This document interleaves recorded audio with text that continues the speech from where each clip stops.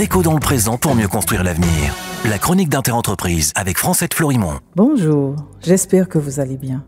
L'Université des Antilles vient de fêter ses 40 ans, l'âge de la maturité. Que souhaite-t-elle devenir ? Comme pour les humains, 40 ans, c'est l'âge où se prennent les grandes décisions qui impactent les 20 années à venir. Quelle vision décidera la nouvelle gouvernance pour notre université ? C'est la question centrale à laquelle doit répondre chacun de ses membres, intimement et collectivement. Ce qui est merveilleux, c'est qu'ils ont toutes les cartes pour construire un beau jeu au bénéfice des étudiants et plus largement de toute la communauté des Martiniquais, des Guadeloupéens et des Guyanais. Comme un cadeau en cette période de fête, je vais vous décrire mon Université des Antilles et mon Université de la Guyane rêvée.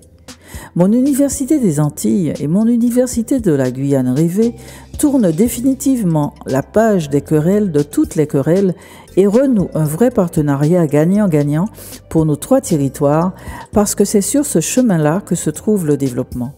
Mon Université des Antilles et mon Université de la Guyane rêvée se définissent par un slogan simple et une phrase qui dit tout de ce qu'ils décident d'être. Des lieux accueillants permettant l'épanouissement de toutes les parties de l'être, la tête, l'esprit, le corps. Mon Université des Antilles et mon Université de la Guyane rêvée ne sont plus désespérés d'avoir une majorité d'étudiants boursiers. L'intelligence n'a rien à voir avec ce que l'on a dans son porte-monnaie, ni avec son sexe, ni avec sa couleur de peau.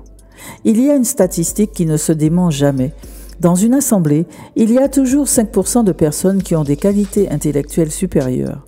Il y en a donc beaucoup en Martinique, en Guadeloupe et en Guyane. Mon Université des Antilles et mon Université de la Guyane rêvée savent accueillir ces puissances intellectuelles diverses, car ce sont elles qui feront émerger le monde qui vient.